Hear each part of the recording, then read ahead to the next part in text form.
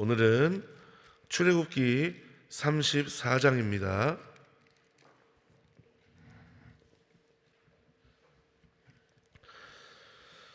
제가 가진 성경은 구약 성경 134면에 있습니다. 찾으셨으면 아멘. 그러면 우리 다 같이 합독하시겠습니다. 시작. 여호와께서 모세에게 이르시되 너는 돌판 돌을 처음 것과 같이 깎아 만들라. 내가 깨뜨린 바 처음 판에 있던 말을 내가 그 판에 쓰리니 아침 전에 예비하고 아침에 시내산에 올라와 산 꼭대기에서 내게 보이되 아무도 너와 함께 오르지 말며 온 산의 인적을 금하고 양과 소도 산 앞에서 먹지 못하게 하라. 모세가 돌판 돌을 처음 것과 같이 깎아 만들고 아침에 일찍이 일어나 그 두 돌판을 손에 들고 여호와의 명대로 시내산에 올라가니 여호와께서 구름 가운데 강림하사 그와 함께 거기 서서 여호와의 이름을 반포하실세 여호와께서 그의 앞으로 지나시며 반포하시되 여호와로라 여호와로라 자비롭고 은혜롭고 노하기를 더디하고 인자와 진실이 많은 하나님이로라. 인자를 천대까지 베풀며 악과 과실과 죄를 용서하시나 형벌받을 자는 결단코 면죄하지 않고 아비의 악을 자여손 3,4대까지 보응하리라. 모세가 급히 땅에 엎드려 경배하며 가로되 주여 내가 주께 은총을 입었거든 원컨대 주는 우리 중에서 행하옵소서. 이는 목이 곧은 백성이나이다. 우리의 악과 죄를 사하시고 우리로 주의 기업을 삼으소서. 여호와께서 가라사대 보라 내가 언약을 세우나니 곧 내가 아직 온 땅 아무 국민에게도 행치 아니한 이적을 너희 전체 백성 앞에 행할 것이라. 너희 머무는 나라 백성이 다 여호와의 소위를 보리니 내가 너를 위하여 행할 일이 두려운 것임이니라. 너는 내가 오늘 내게 명하는 것을 삼가 지키라. 보라 내가 내 앞에서 아모리 사람과 가나안 사람과 헷 사람과 브리스 사람과 히위 사람과 여부스 사람을 쫓아내리니 너는 스스로 삼가 내가 들어가는 땅의 거민과 언약을 세우지 말라. 그들이 너희 중에 올무가 될까 하노라. 너희는 도리어 그들의 단들을 헐고 그들의 주상을 깨뜨리고 그들의 아세라상을 찍을지어다. 너는 다른 신에게 절하지 말라.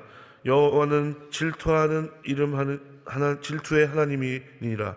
너는 삼가 그 땅의 거민과 언약을 세우지 말지니 이는 그들이 모든 신을 음란히 섬기며 그 신들에게 희생을 드리고 너를 청하면 내가 그 희생을 먹을까 함이며 또 내가 그들의 딸들로 내 아들들의 아내를 삼음으로 그들의 딸들이 그 신들을 음란히 섬기며 내 아들로 그들의 신들을 음란히 섬기게 할까 함이니라.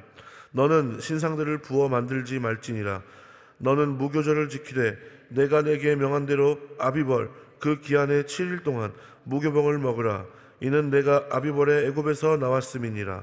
무릇 초태생은 다 내 것이며 무릇 내 가축의 수컷 처음 난 우양도 다 그러하며 나귀의 첫 새끼는 어린 양으로 대속할 것이요 그렇지 아니하려면 그 목을 꺾을 것이며 내 아들 중 장자는 다 대속할지며 빈손으로 내 얼굴을 보이지 말지니라.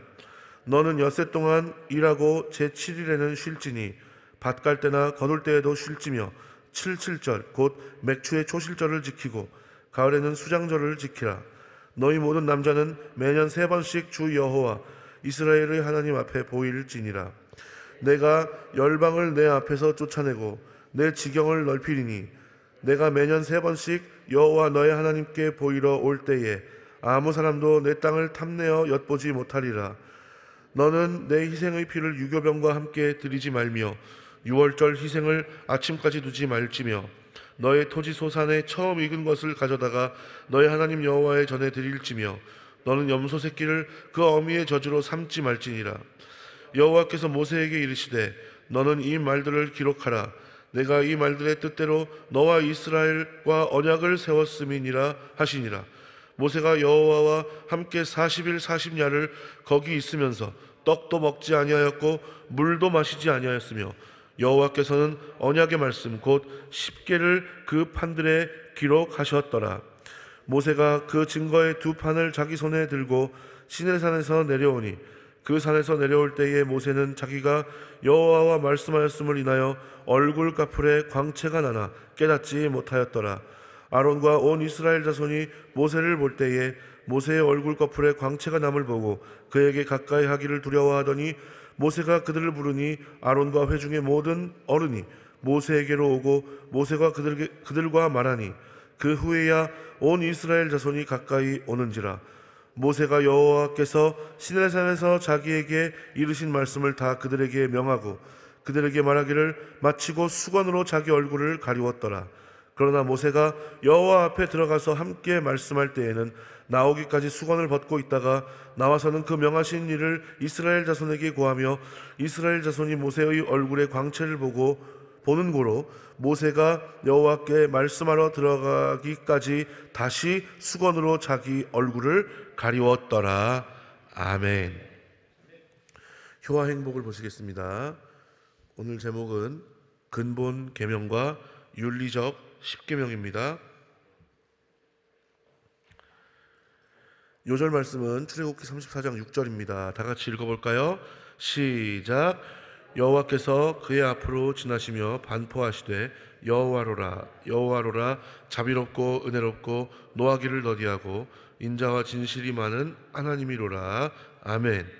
하나님께서는 모세에게 돌판 돌을 처음 것과 같이 다시 만들라고 지시하셨다. 그리고 그 판에 다시 말씀을 써주심으로 깨어진 언약 관계의 회복을 허락하셨다. 그런 후 이스라엘 백성이 행할 의무를 알려주셨다. 이 의무를 충실히 지킴으로써 그들은 하나님과의 계약 관계를 지속시키며 동시에 생명과 자유를 보장받게 될 것이다. 이스라엘이 지켜야 할 의무 중에서 우상 숭배 금지와 신상 제작 금지라는 근본 계명을 제외한 나머지 10가지 의무를 가리켜서 흔히 윤리적 십계명이라고 부른다. 이 윤리적 십계명은 무교절을 지켜야 하며 모든 생명의 주인이신 하나님께 초태생을 바쳐야 하며 안식일, 초실절, 장막절, 수장절을 지킬 것들을 전하고 있다. 그리고 한 해에 3번씩 성지순례를 해야 하며 제물의 피와 누룩이 들어있는 빵을 함께 바치지 말며 유월절 제물을 묵히지 말고 햇곡식을 하나님의 전에 바치고 염소 새끼를 어미젖으로 삶지 말 것을 이어서 전하고 있다. 하나님께서는 이스라엘 백성 전체를 너라고 부르시면서 그들과 언약을 맺으셨다. 하나님께서는 놀라운 일, 이적들을 통해 당신의 백성을 약속의 땅으로 인도하시겠다고 약속하시며 그런 만큼 당신의 백성이 하나님의 계명을 따를 것을 요구하신다. 자기 백성을 돌보시는 하나님께서 그 백성에게 온전한 충성을 기대하시는 것이다. 성도들이 하나님의 계명을 지키는 것은 나의 삶을 돌보시는 하나님을 인정하며 찬양하는 행위이다. 나에게 충성을 기대하시는 하나님을 실망하게 해드리지 않도록 그분의 언약과 우리가 지켜야 할 계명을 항상 기억하자. 할렐루야. 오늘 우리가 읽은 출애굽기 34장을 보시면 우리가 많이 잘 아는 그런 말씀이 나오죠. 여호와께서 모세에게 2 돌판을 만들어서 다시 시내산에 오르라고 명하십니다. 이전에 모세가 깨뜨렸던 십계명 판에 있는 그런 말들을 다시 써주시겠다, 그렇게 말씀하시는 거예요. 그런데 사람에서 짐승까지 1절 그 산에 접근하지 말라고 하시죠. 이제 모세가 돌판 2개를 만들어서 아침에 하나님의 말씀대로 시내산에 다시 오릅니다. 그리고 하나님께서 자신의 이름과 성품에 대해서 말씀하시면서 이제 나타나시죠. 여호와께서 그의 앞으로 지나시며 반포하시되 여호와로라 여호와로라 자비롭고 은혜롭고 노하기를 더디하고 인자와 진실이 많은 하나님이로라. 인자를 천대까지 베풀며 악과 과실과 죄를 용서하나 형벌 받을 자는 결단코 면제하지 않고 아비의 악을 자여손 3, 4대까지 보응하시는 분이다 라고 그렇게 말씀하십니다. 자, 이 말씀을 들은 모세가 어떻게 해요? 급히 땅에 엎드려 경배하고 자신이 주님께 은총을 입었거든 이스라엘 백성의 죄를 용서해 주시고 주님의 기업으로 받아 주시옵소서, 그렇게 간구하죠. 10절을 보면 여호와께서 이스라엘과 이제 시내산 언약을 갱신할 것을 밝히시는 거예요. 다시 약속을 체결하자, 약관을 다시 쓰자 이거죠. 자, 그리고 여호와께서 언약을 새로이 체결하는 이스라엘을 위하여 이제 온 세상 앞에서 큰 일을 행하실 것을 밝히시죠. 그리고 11절에서 26절을 보면 새로운 언약 체결에 앞서서 지켜야 할 명령들을 말씀하십니다. 가나안 족속을 추방할 것, 그리고 쫓겨난 가나안 족속과 언약을 하지 말라고 하시죠. 그렇지 않을 경우 그것이 너희들에게 무엇이 된다? 올무가 될 것이다 라고 경고하시는 거예요. 그들의 우상을 파괴하고 다른 신에게 절하지 말라고 하시죠. 그리고 여호와는 무엇 하시는 하나님이다? 질투하시는 하나님이다 라고 하시는 거예요. 자신의 백성들이 다른 신을 섬기는 것을 정말 어떻게 하신다? 싫어하신다라고 하는 거예요. 제일 싫어하시는 것이 바로 우상숭배다라고 그렇게 말씀하시는 거죠. 자, 그들과 언약을 맺게 되면 자연히 그들의 우상숭배에 동참하게 되고 또 서로 결혼함으로써 우상숭배 문화에 물들어갈 것이므로 이제 언약적인 관계를 그들과 전혀 맺지 말아라 라고 하시는 거죠. 그리고 신상을 제작하지 말아라 라고 그렇게 말씀하시는 거예요. 그리고 무교절을 지키고 무릇 처음 난 것 가축의 수컷은 하나님의 것임을 선포하시고 나귀의 첫 새끼는 어린 양으로 맏아들을 위해서는 제물을 대신 바쳐라 라고 그렇게 명하시죠. 그리고 빈손으로 하나님 앞에 나오지 말아라 라고 말씀하시죠. 엿새 동안은 일하고 제7일은 안식하라. 그리고 77절과 수장절을 지키라 그렇게 명령하시고요. 매년 세 차례 남자들이 예루살렘으로 모인 때에는 하나님께서 대적들로부터 이스라엘을 어떻게 해주시겠다? 지켜주시겠다. 땅을 넘보지 못하게 해주시겠다 그렇게 말씀하시죠. 그리고 희생제물의 피를 누룩 넣은 빵과 함께 바치지 말고 유월절 제물을 아침까지 남겨두지 말아라. 그리고 토지 소산의 처음 익은 열매를 하나님께 바쳐라. 그리고 염소 새끼를 그 어미의 저주로 삼지 말아라 라고 그렇게 말씀하시죠. 그리고 27절부터 하나님은 모세에게 지금까지 하신 말씀을 모두 어떻게 해라? 기록해라 라고 명령하시고 기록된 말씀을 근거로 해서 언약이 체결되었음을 선포하시죠. 그리고 모세는 그곳에서 40일을 금식하며 지냈고 하나님은 십계명을 다시 두 돌판에 기록하여 주신 줄 믿습니다. 자, 그때 어떻게 됐어요? 모세가 새 십계명 두 돌판을 들고 광채를 발하는 그 얼굴에서 광채가 나는 거예요. 그렇게 하산했을 때, 내려왔을 때 이스라엘 백성이 모세의 광채로 인해서 모세의 얼굴에 빛이 남으로 인해서 가까이 하기를 두려워했죠. 자, 모세가 그때 백성들에게 시내산 언약 갱신이 되었음을 그리고 하나님께서 주신 말씀을 다 전달하죠.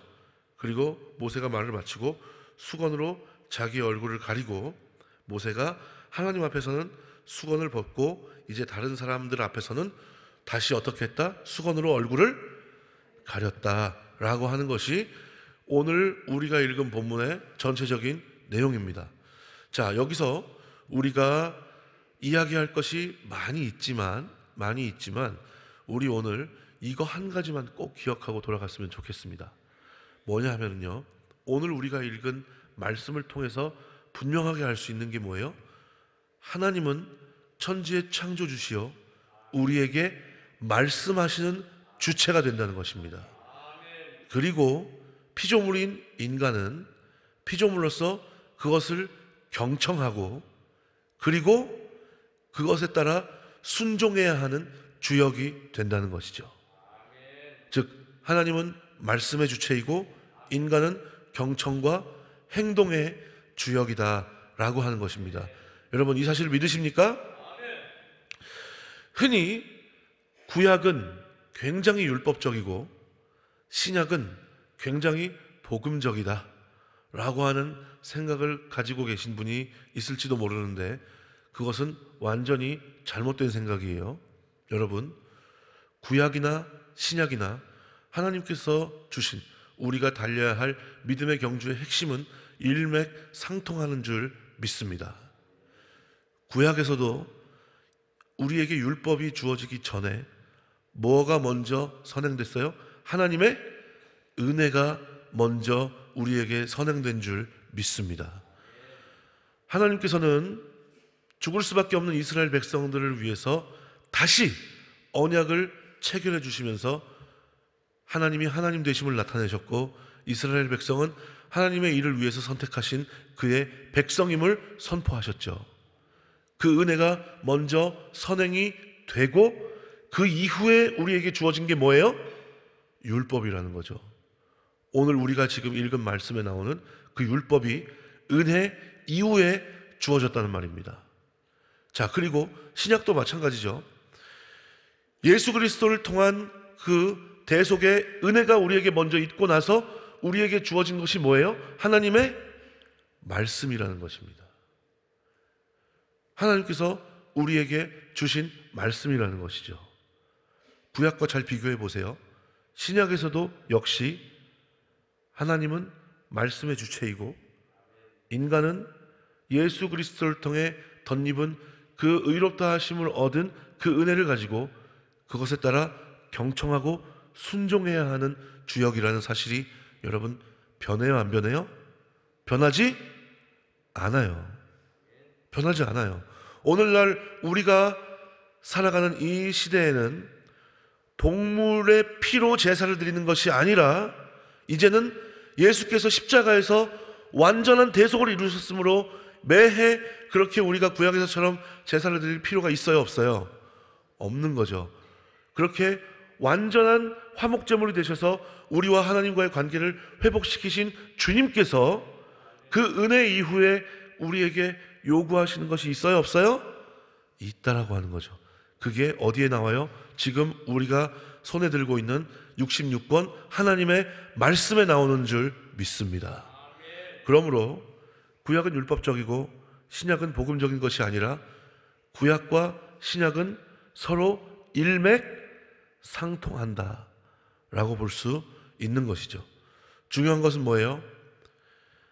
우리가 하나님의 말씀을 경청하고 순종하는 주역이라면 하나님은 말씀의 주체인데 여러분 결국 믿음이라고 하는 것은 이렇게 오늘 우리가 읽은 말씀에서 체결된 언약 안에서의 신실함이라는 사실을 잊지 않을 수 있는 저와 여러분들이 되시기를 주님의 이름으로 간절히 부탁을 드리겠습니다.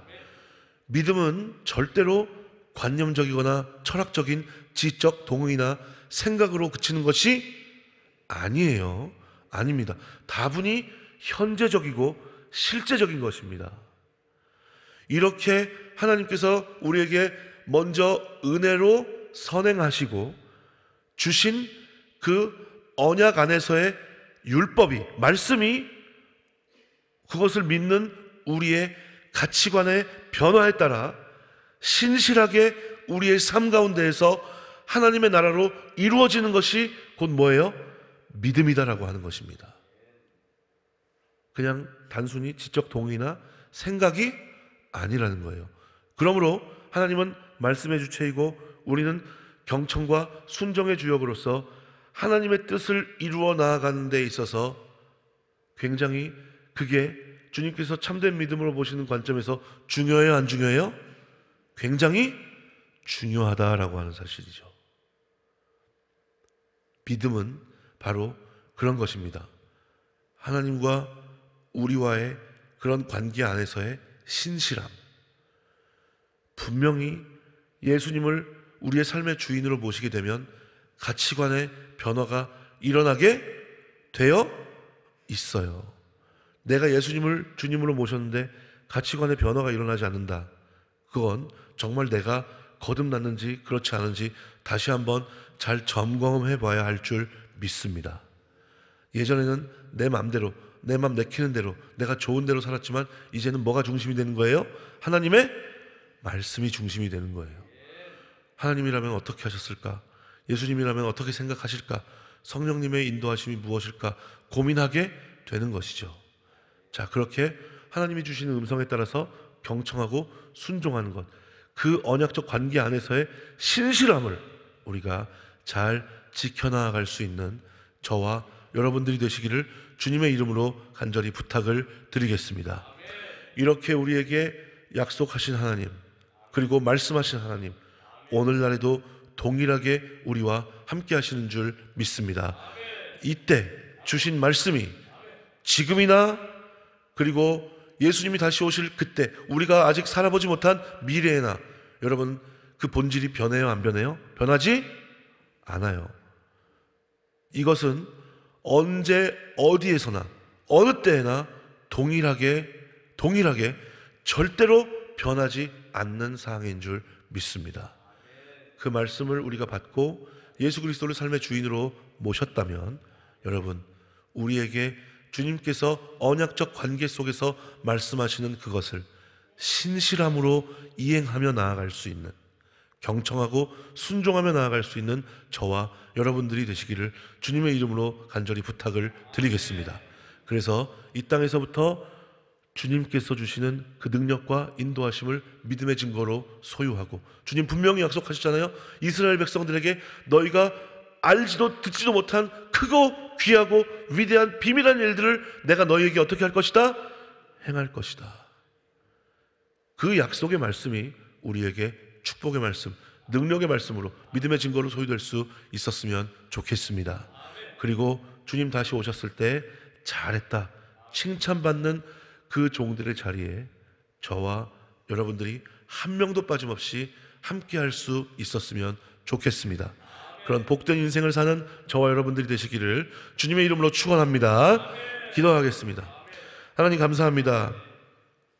죽을 수밖에 없는 우리임에도 불구하고, 매번 범죄하고 주님의 마음을 아프게 해드리는 우리임에도 불구하고, 그럼에도 우리에게 은혜를 부어주시니 너무나 감사합니다. 우리와 그럼에도 불구하고 약속을, 언약을 체결해 주시니 너무나 감사합니다. 그리고 오늘날에는 예수 그리스도를 통하여 자녀 삼아 주시니 너무나 감사합니다.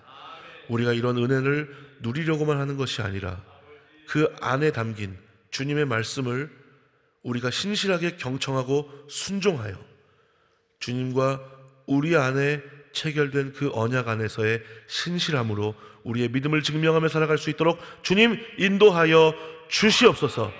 구약과 신약은 절대로 반대되는 개념이 아니라, 율법적이고 복음적인 그런 반대되는 개념이 아니라 일맥상통하는 줄 믿습니다.